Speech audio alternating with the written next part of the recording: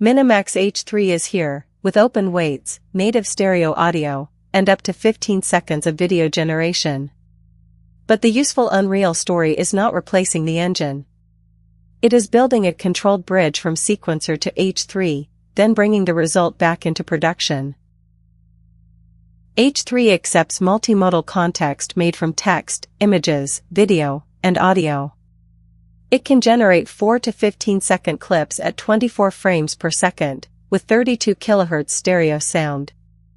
The base release targets 768p output, while MiniMax advertises a separate regeneration path for 2K. The headline needs one important correction. H3 base weights are public, including first and last frame and omnireference checkpoints. But the hosted context IR system is not part of the release, and the 2K regeneration module is not open yet. So a local deployment can reproduce the base pipeline, not every result from the commercial service. Unreal gives you the things a video model should not guess: exact camera paths, character blocking, lens choices, collision, environment layout, and repeatable timing. H3 then becomes a visual and audio ideation layer on top of that controlled source, instead of a replacement for editable 3D assets or gameplay logic. Here is the core loop. Block the shot in sequencer. Export a clean preview, first and last frames, character and style references, plus temporary dialogue or ambience. Send that bundle to H3 with a natural language instruction. Review the generated clip, then bring it back to Unreal as a media plate, reference layer, or editorial target. Do not export only a pretty frame. Package the creative intent.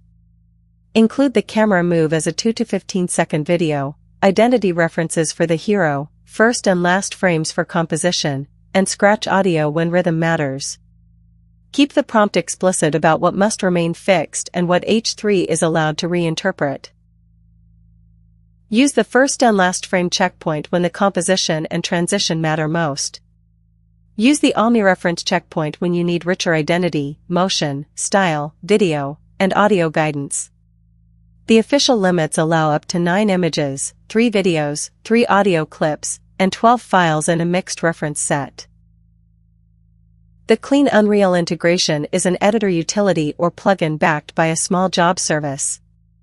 Unreal writes the shot manifest and media package.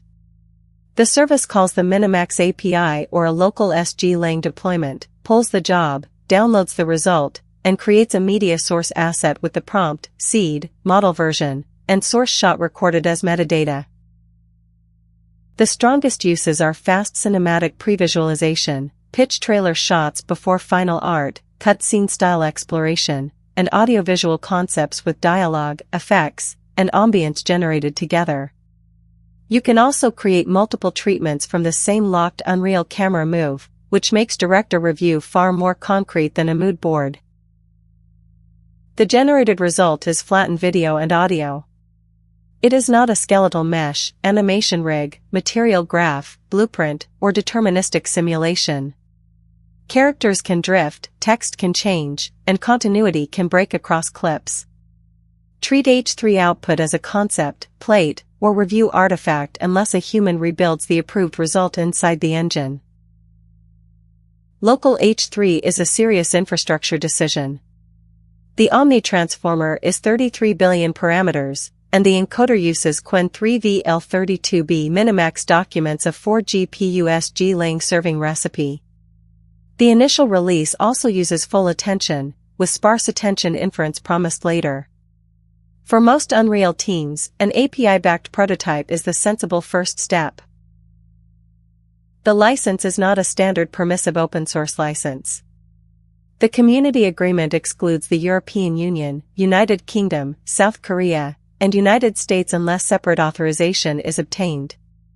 Commercial products must display MiniMax H3, and annual revenue above $20 million requires prior written authorization.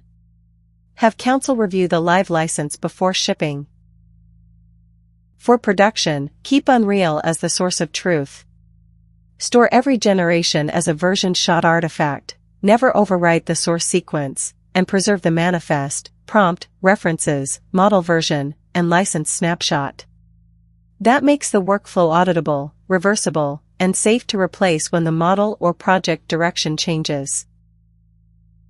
MiniMax H3 and Unreal fit together best when each does what it is good at.